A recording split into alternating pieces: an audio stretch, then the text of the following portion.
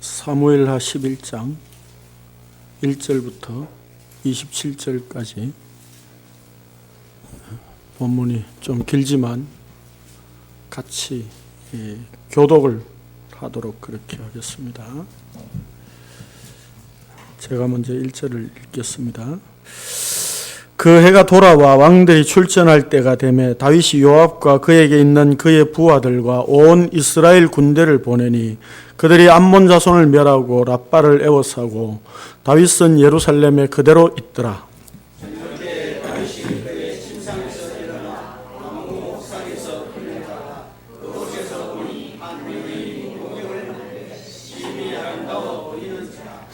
다윗이 사람을 보내 그 여인을 알아보게 하였더니 그가 아뢰되 그는 엘리압의 딸이요 햇사람 우리아의 아내 바세바가 아니니까 하니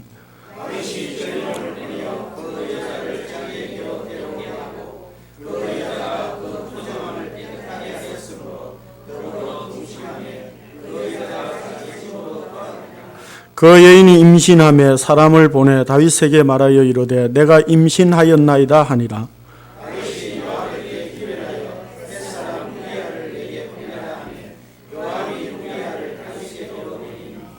우리아가 다윗에게 이르되 다윗이 요압의 안부와 군사의 안부와 싸움이 어떠했는지를 묻고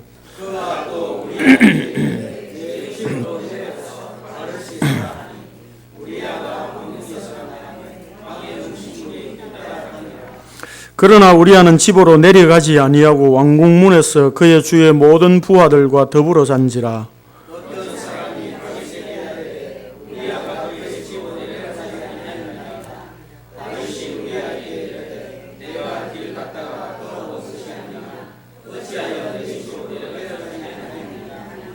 우리아가 다윗에게 이르되 아뢰되 언약궤와 이스라엘과 유다가 야영 중에 있고 내 주 요압과 내 왕의 부하들이 바깥 들에 진치고 있거늘 내가 어찌 내 집으로 가서 먹고 마시고 내 처와 같이 자리이까 내가 이 일을 행하지 아니하기로 왕의 살아계심과 왕의 혼의 살아계심을 두고 맹세하나이다 하니라.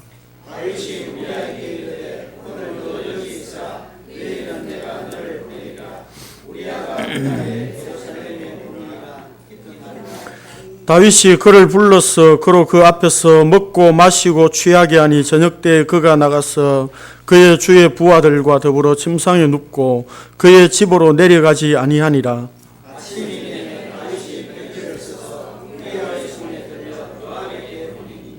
그 편지에 써서 이르기를 너희가 우리아를 맹렬한 싸움에 앞세워 두고 너희는 뒤로 물러나서 그로 맞아 죽게 하라 하였더라.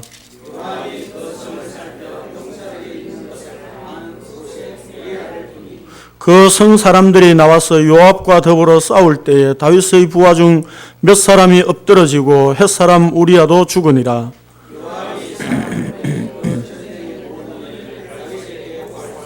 그 전령에게 명령하여 이르되 전쟁의 모든 일을 네가 왕께 보고하기를 마친 후에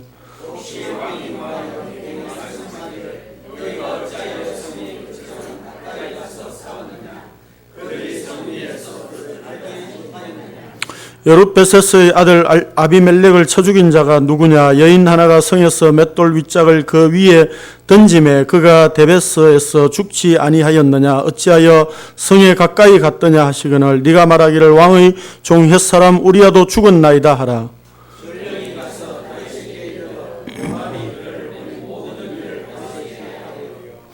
이르되 그 사람들이 우리보다 우세하여 우리를 향하여 들로 나오므로 우리가 그들을 쳐서 성문 어기까지 미쳤더니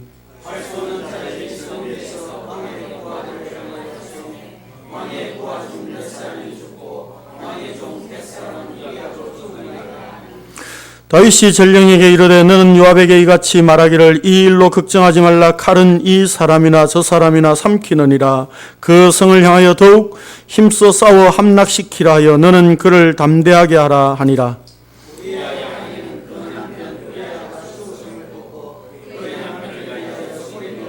같이요. 그 정례를 마침에 다윗이 사람을 보내 그를 왕궁으로 데려오니 그가 그의 아내가 되어 그에게 아들을 낳으니라.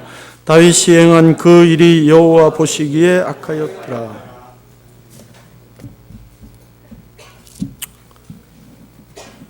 본 사무엘 11장은 우리가 잘 아는 내용입니다. 우리가 다윗에 대한 이야기를 하면 굉장히 훌륭한 왕, 물론 유대인들도 지금 이스라엘 국기에도 그려진 별이 다윗의 별이라고 그러죠.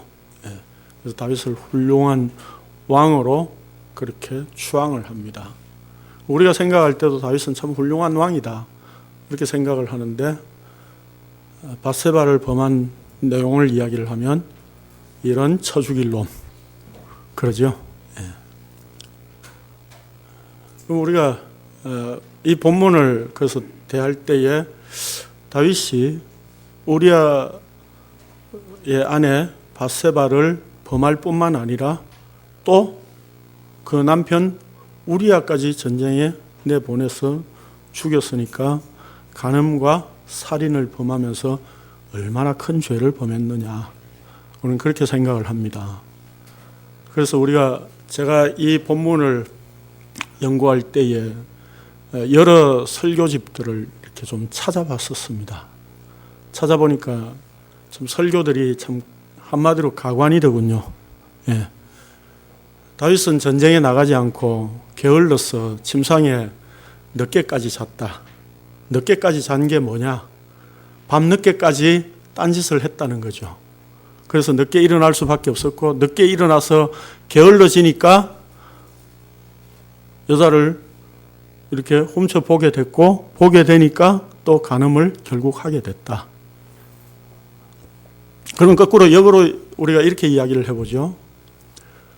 새벽부터 일찍 일어나서 직장에 부지런히 다니고 한시도 이렇게 판눈 팔새 없이 열심히 직장 생활하고 주어진 일에 최선을 다하고 또 일찍 자고, 그래서 또 새벽에 일어나서 또 직장 생활 열심히 일을 하고 주어진 일에 최선을 다하면 죄를 안 짓습니까?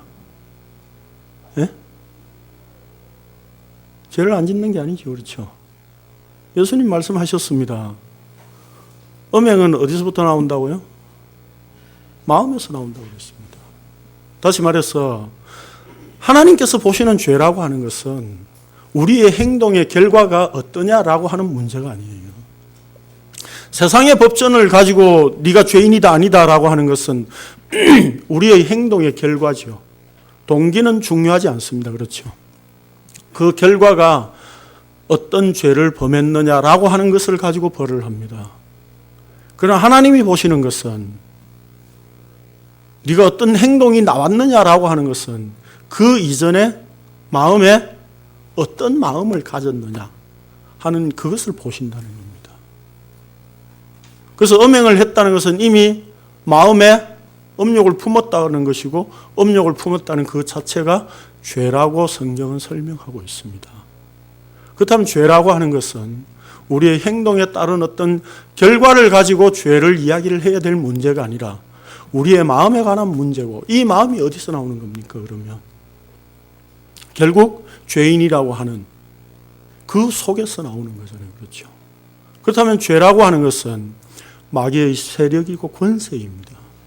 다시 말해서 우리가 어떤 것을 하고 안 하고 하는 문제가 아니라 마귀가 우리를 끌고 죄 가운데로 집어넣고 죄 가운데로 이렇게 인도하고 끌어가고 있는 거예요. 그렇기 때문에 그 속에서 나오는 것들은 반드시 죄일 수밖에 없는 거예요. 여러분, 우리가 하나님 앞에 영광 돌린다고 찬송을 하고 헌금을 하고 예배를 드리고 하는데, 여러분 전심으로 정말 100% 하나님이 기뻐하실 만큼 예배 드리고 찬송 드리고 헌금 드린 적 있으십니까? 예? 찬송 부르다가도 손자가 이렇게 쪼르르 뛰어가니까 아이고 내 새끼 하고 보이잖아요. 그렇죠? 근데 어떻게 100% 하나님 앞에 찬양을 완벽하게 드릴 수 있어요? 없습니다. 그렇죠? 예배를 전심으로 드리려고 하다가도 비가 쫙 쏟아지네. 아이고, 집에 빨래 내려놓은 거. 그런 것부터 먼저 생각나잖아요. 이게 뭐냐면 우리는 지금 현실에 이끌려서 죄 가운데 살고 있다는 증거예요. 다시 말해서 우리의 그런 어떤 죄성으로 하나님 앞에 100% 완벽한 순수한 그런 영광, 찬송 돌려드릴 수가 없다는 것을 우리 하나님 앞에 인정할 수 있어야 됩니다.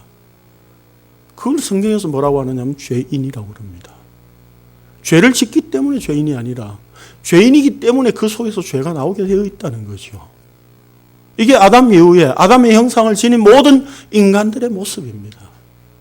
여기서 벗어날 수 있는 자 있습니까? 아무도 없습니다. 우리는 헌금을 해도 누가 봐주기를 바라고, 예? 조금 고액을 하면 목사님 좀 알아주기를 원하잖아요. 그렇죠? 예? 뭔가 이렇게 선한 행실을 하면 그걸 누가 알아주기를 원한다 이 말입니다. 그래서 어떤 착한 선한 행실을 한다 하더라도 그 마음 속에 노림수는 따로 있는 거예요. 내 속에. 그렇잖아요. 그 내 속에 있는 그것이 죄라는 겁니다. 그래서 우리가 오늘 본문을 우리가 이해할 때에도 다윗이 간음을 하고 살인죄를 저지른 정말 나쁜 놈이구나 라고 하는 차원에서 볼 게 아니라 죄가 다윗을 어떻게 끌고 가고 있고 어떻게 죄 가운데 계속해서 떠밀려 가고 있느냐라고 하는 것을 우리가 봐야 됩니다. 그렇다면 오늘 우리가 이 본문 속에서 우리가 생각해야 할 부분이 뭐겠습니까? 다윗이 간음죄를 저질렀다. 우리아를 죽였다. 정말 나쁜 놈이구나 라고 하는 게 아니라 다윗이 어떤 사고방식, 어떤 마음을 가지고 있었느냐라고 하는 거예요. 그걸 성경 본문에서 이미 보여주고 있습니다. 그게 뭐냐면 햇사람 우리아라고 하는 표현이에요. 성경에는 몇 번 나오죠? 네? 11장에서.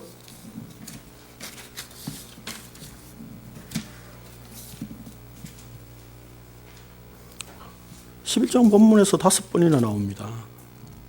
3절 햇사람 우리아의 아내 바세바, 그리고 6절 햇사람 우리아, 11절 우리아가 이렇게 돼 있는데 본래 원어에는 이게 햇사람 이렇게 돼 있어요. 그리고 17절 햇사람 우리아도 죽으니라. 21절에 햇사람 우리아도 죽었나이다. 24절에 햇사람 우리아도 죽었나이다. 그리고 바세바를 이야기할 때는 계속 우리아의 아내 이렇게 해서 3절, 11절, 26절 세 번을 이야기를 하고 있습니다. 성경 본문이 왜 이렇게 이야기하고 있죠? 우리아가 햇사람인 줄 우리가 모르는 겁니까? 모를까 봐 그러는 겁니까? 예?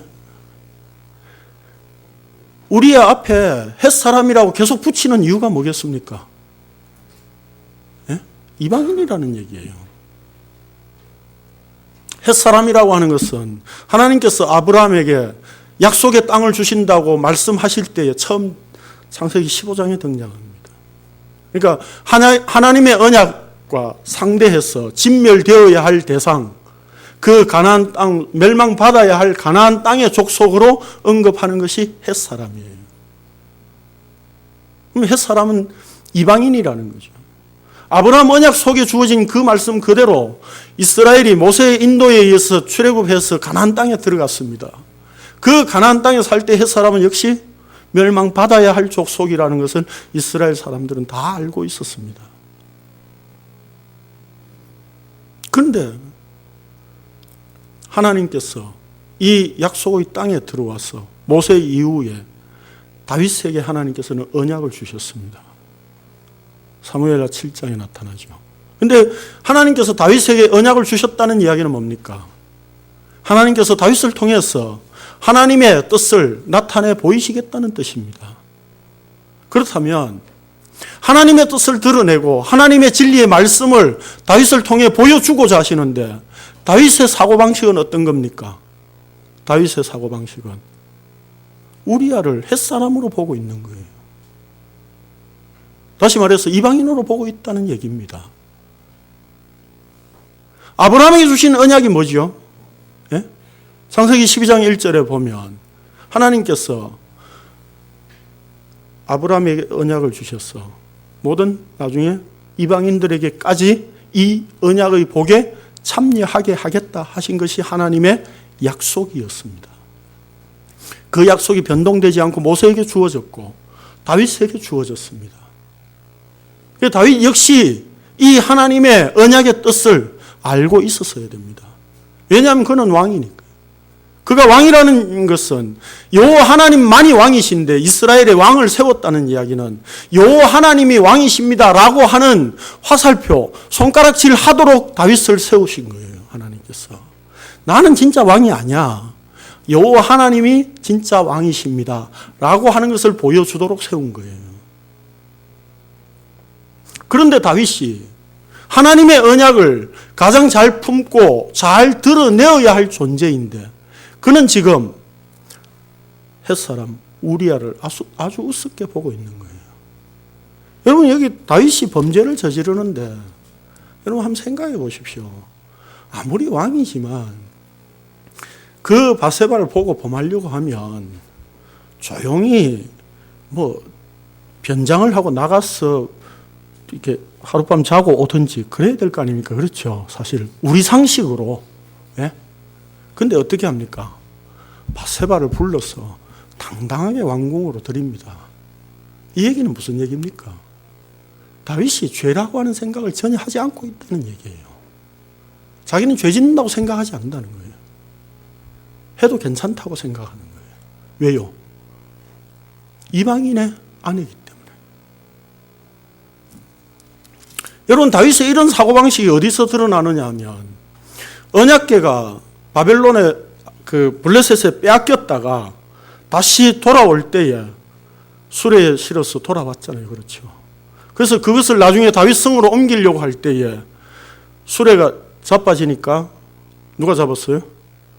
우사. 우사 하고 잡았잖아요. 예. 법궤가 넘어지려고 하니까 우사 하고 잡았어요. 근데 적사했습니다. 그래서 어떻게 했죠? 법궤를 다윗성으로 올라가는 것을 무서워했습니다. 다윗이. 그래서 누구 집에 두었죠? 오벳 에돔의 집에 뒀습니다. 오벳 에돔이 어디 사람이죠? 성경에 보면 가드 사람이라고 되어 있습니다. 가드 사람은 어디예요? 블레셋 사람입니다. 블레셋 사람인데 이스라엘 땅에 살고 있었습니다. 아마 하나님의 약속을 믿었던 자였던 것 같아요. 가드 사람이라고 되어 있습니다. 그러니까 다윗이 법궤를, 언약궤를 오벳 에돔의 가드의 사람 오벳 에돔의 집에 둔 거예요. 이게 무슨 뜻입니까? 다윗 자신은 무서워하면서 왜 언약궤를 가드 사람 오벳 에돔의 집에 두어야 됩니까? 다윗의 사고방식에는 만약에 그 언약궤가 그렇게 무섭고 저주가 내려질 수 있는 것이라면 오벳 에돔 네가 받아라 이거지. 이거예요 한마디로. 그래서 이방인의 집에 밀어넣은 거예요. 그러니까 지금 다윗의 사고방식은 어떤 사고방식입니까? 자기는 언약의 백성이고 하나님의 선택된 백성이라고 믿는 거예요.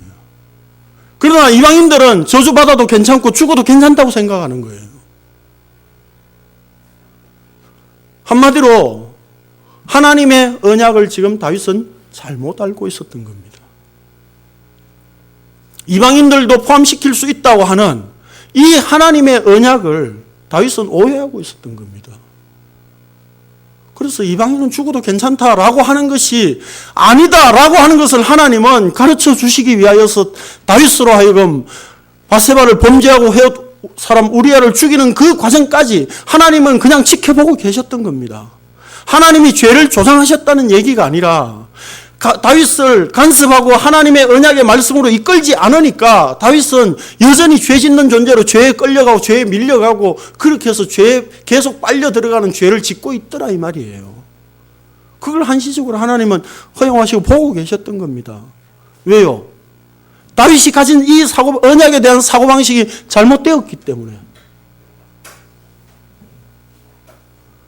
여러분 우리가 사무엘하 11장을 보면 다윗의 간음, 살인 죄에 대한 문제로만 사실은 접근하고 그렇게 보아옵니다. 그건 우리가 율법적으로 이제까지 성경을 계속 보아왔기 때문에 그런 사고방식을 가지고 우리는 성경에 접근할 수밖에 없었던 겁니다. 그러나 하나님의 언약의 말씀에 비추어 보니까 하나님의 언약에 다윗이 합당하냐 아니냐 그 문제로 지금 이야기를 하고 있는 겁니다. 하나님께서 다윗에게 언약을 주셨는데 이 언약의 말씀을 담은 다윗이 하나님의 언약의 말씀을 얼마만큼 담아내고 흘려내고 보여주느냐라고 하는 그런 측면에서 하나님이 보고 계신 겁니다. 그런 측면에서 보니까 다윗은 어떻다고요? 하나님의 언약을 품고 있는 자가 이방인을 아주 우습게 여기는 그런 모습이었다는 거죠. 그래서 자기가 당당하게 바세바를 빼앗고 우리아를 전쟁터에 최전선에 내보내서 죽이는 겁니다. 그리고는 죽어도 괜찮다고 생각하는 거예요.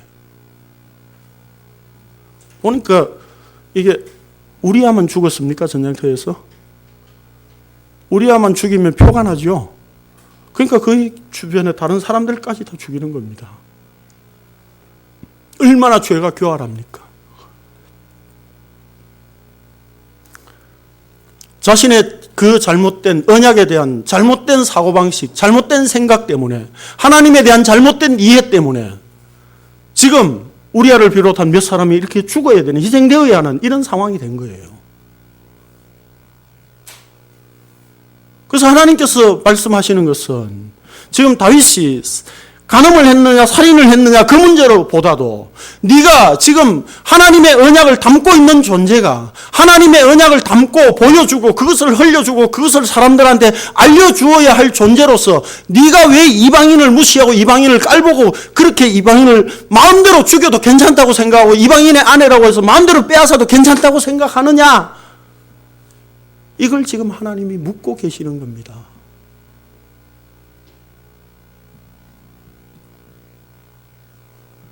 그래서 성경은 햇사람 우리아라고 이야기하고 있어요.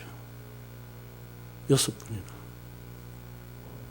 여러분, 우리가 햇사람인 줄 모릅니까? 한 번만 말해도 알아요. 우리는 똑똑하기 때문에. 그렇죠? 성경에 처음만 한 번만 딱 이렇게 말해도 우리는 안다 이 말입니다. 근데 성경이 계속 햇사람 우리아라고 언급을 하고 있는 이유는 다윗이 지금 우리아를 햇사람으로 보고 있다는 거예요. 사무엘하 24장에 보면 햇사람이라면 우리아는 37명의 장수 중에 한 사람이에요. 다윗 왕이 몰랐겠습니까? 예? 이스라엘에 훌륭한 혁혁한 공을 세운 장수가 37명이 있는데 그 중에 우리아라고 하는 사람이 있었습니다. 알았습니다. 바세바를 취할 때에 우리아의 아내인 줄 알았다 이 말이에요. 그럼 그쯤 되면 우리 상식으로 그만둬야 되지 않습니까? 그렇죠? 예? 근데 계속 끌려가고 이렇게 더 나아갈 수 있었던 것은 다윗은 이방인은 아주 우습게 여겼던 겁니다. 이방인은 죽어도 상관없다고 생각했던 그런 생각을 가지고 있었다 이 말입니다. 그럼에도 불구하고 자기는 하나님의 언약의 말씀을 쫓아가고 있고 말씀대로 살아가고 있다고 여겼던 겁니다. 그래서 나중에 나단 선지자가 와서 그걸 지적하죠. 그런데 성경은 어떻게 표현하고 있습니까? 예? 마태복음 1장에 보니까 우리아의 아내에게서 솔로몬을 낳고 이렇게 되어 있어요. 이게 여러분 마태복음 1장이 유대의 족보입니다. 유대인들의 족보예요. 그런데 어떻게 되어 있습니까? 이새는 다윗 왕을 낳으니라 다윗은 우리아의 아내에게서 솔로몬을 낳고 마태복음 1장 6절에 이렇게 되어 있습니다. 족보의 가문의 수치 아닙니까? 예? 있어도 이거 삭제해야 할 판에 우리아의 아내에게서 솔로몬을 낳고 이런 족보 보셨습니까? 여러분 뭐 집안 족보가 얼마나 대단한지는 모르겠지만 적어도 이런 내용은 없잖아요. 그렇죠? 이건 무슨 얘기입니까? 적어도 우리아는 오늘 여기 본문 11절에 보면 우리아가 다윗에게 아뢰되 언약궤와 이스라엘과 유다가 야영 중에 있고 내 주 요압과 내 왕의 부하들이 바깥 들에 진치고 있거늘 내가 어찌 내 집으로 가서 먹고 마시고 내 처와 같이 자리이까 내가 이 일을 행하지 아니하기로 왕의 살아계심과 왕의 혼의 살아계심을 두고 맹세하나이다. 언약궤와 이스라엘 유다가 야영 중에 있다는 거죠. 무슨 뜻입니까? 다시 말해서 하나님이 지금 전쟁 중에 있는데 내가 그 하나님의 전쟁에 지금 참여하고 있는데 어떻게 내가 집에 가서 편히 먹고 마시고 잘 수 있느냐 이런 얘기예요.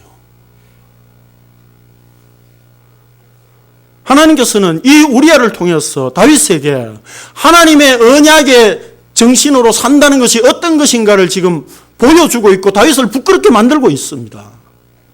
그러나 다윗은 전혀 그것을 깨닫지 못하고 있는 겁니다.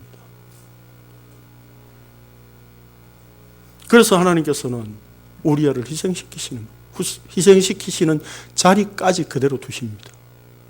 그리고 예수님의 족보에 우리아의 아내에게서 솔로몬을 낳고 이렇게 표현하고 있어요. 우리아의 희생으로 말미암아 이 우리아의 아내에게서 솔로몬을 낳았다는 말은 솔로몬이 누구의 아들이라는 겁니까?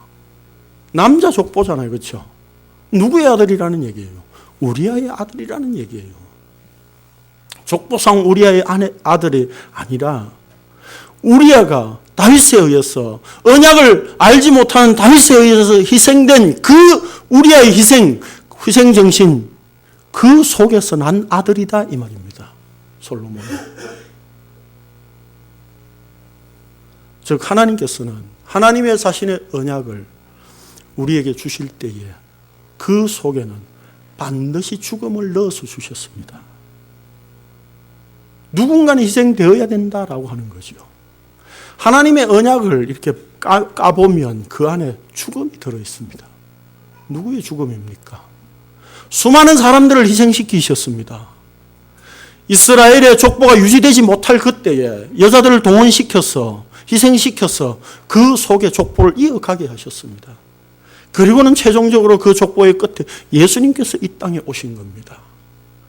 결국 예수님 그분이 십자가 희생되심으로 말미암아 대속의 죽음을 죽으시고 의를 온전히 이루셨습니다. 우리의 영생을 이루셨다는 겁니다. 그분의 십자가의 죽으심으로 말미암아. 결국 하나님의 언약 속에는 누군가 희생이 있는데 수많은 사람들의 희생을 통해서 누구의 희생을 보여주는 겁니까? 예수 그리스도의 희생을 보여주는 겁니다. 그래서 우리의 희생을 통해서 예수 그리스도의 희생을 보여주기를 원하셨던 겁니다. 언약을 안다고 하는 다윗, 너 이 우리의 희생을 알아라. 네가 하찮게 여기고 네가 귀하게 여기지 않는 햇사람 우리의 이방인, 그 이방인의 죽음 속에 하나님의 언약이 담겨 있다. 그 얘기를 하고 계신 겁니다. 이사야 53장에 보면 예수 그리스도에 대한 예언을 말씀하시면서 아무도 그를 귀히 여기지 아니하였다 그랬습니다. 아무도 그를 귀히 여기지 않았습니다. 예수 그리스도 그분이 십자가를 지실 때에 아무도 그를 귀히 여기지 않았습니다. 다윗이 이방인 우리아를 이방인으로 취급하던 그런 마음, 그런 정신, 그런 사고방식, 그것 때문에 우리아가 희생되었듯이 우리가 예수 그리스도를 알아보지 못하고 그분에 대해서 무시하고 이렇게 할 때에 그분이 십자가에 죽으신 겁니다. 그래서 이사야 선지자가 아무도 그를 귀히 여기지 아니하였다라고 말씀하고 있는 겁니다. 누가 예수 그리스도를 귀히 여겼습니까? 하나님이신 그분이 이 땅에 오셔서 사람에 의해서 맞아 죽고 살해된 그 하나님을 이 땅에 믿을 자가 누가 있습니까? 아무도 없습니다. 나는 책 보고 알고 믿었다고요? 그렇습니까? 주의 성령께서 우리 안에 맞아 죽은 하나님을 믿도록 만드신 게 하나님의 은혜 아닙니까? 우리도 주를 귀히 여기지 않았습니다. 오늘 우리가 말씀을 펼쳐보니까 예수 그리스도 그분의 십자가 죽음이 귀한 것이었고 생명을 이루는 것이었고 그분이 우리에게 영생을 제공하는 이 놀라운 죽음이었구나라고 하는 것을 우리는 이제 알고 귀하게 여기게 된 겁니다. 성도라고 하는 말씀은 바로 이런 거예요. 예수를 귀히 여기지 않았던 존재가 예수를 귀한 존재로 여기게 된, 귀한 분으로 알게 된 겁니다. 우리는 찬송하지요. 세상 자랑 다 버리고 우리 이 세상에 귀한 것 아무것도 없네. 주 예수보다도 귀한 것은 없네. 찬송하지요. 거짓말 아닙니까? 거짓말이시죠? 우리 찬송하면서 너무 거짓말 많이 합니다. 예배드리고 찬송할 때면 주 예수보다 더 귀한 분 없네 해놓고 나가면 아이고 돈이 더 귀하지. 자식들 보고 뭐라 그럽니까? 사자 달린 거 해라. 목사 빼고. 목사는 돈 안 되니까. 사자 달린 거 해라. 저도 어릴 때 들은 기가 따갑게 들은 말이 그런 말이었어요. 예? 판검사, 의사 이런 거 되라는 거죠. 그게 우리 부모들이 그렇게 요구하는 이유가 뭡니까? 세상의 권력과 힘, 돈 그걸 쥐라는 거 아닙니까? 그렇죠. 그게 살 길이라고 생각하는 거예요. 오늘 우리 지금 예수 그리스도보다 더 귀한 분 없네라고 찬송하지만 우리 자식들한테는 열심히 공부해. 왜 열심히 공부하라고 합니까? 예? 그런 사람 되라는 거 아닙니까? 그렇죠. 우리 신 목사님 아들 의사 됐는데 제가 은근히 디스하는 것 같네.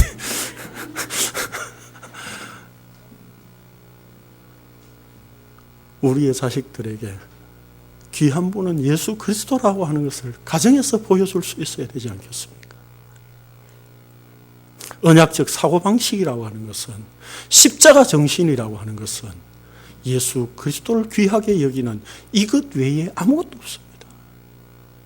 예수 그리스도 그분이 귀하기 때문에 내가 오늘 만나는 그 사람이 예수 그리스도와 동일한 사람이 될 수도 있다는 거예요. 그 속에 예수 그리스도가 있다면 나와 동일한 사람이죠.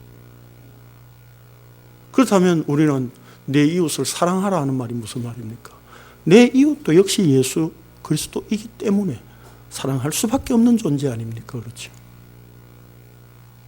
우리는 세상에 많은 것들을 귀하게 여기지만 예수 그리스도를 귀하게 여긴다는 말은 별로 이렇게 실감 있게 생각하지 않습니다. 다윗이 이방인을 하찮게 여겼던 그런 사고방식으로 우리가 이제까지 예수 그리스도를 그렇게 대해왔던 겁니다. 예수 그리스도 그분이 우리의 여러분의 삶의 중심이고 주인이셔야 됩니다. 기도드리겠습니다. 거룩하신 주님,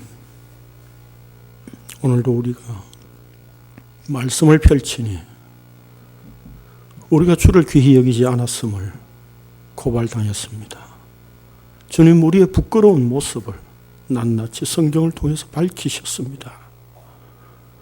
그러므로 오늘도 우리가 예수 그리스도를 귀하게 여기고 주의 진리의 말씀을 쫓는 성도가 되었다는 이것이 하나님의 놀라운 은혜인 줄로 믿고 감사를 드립니다.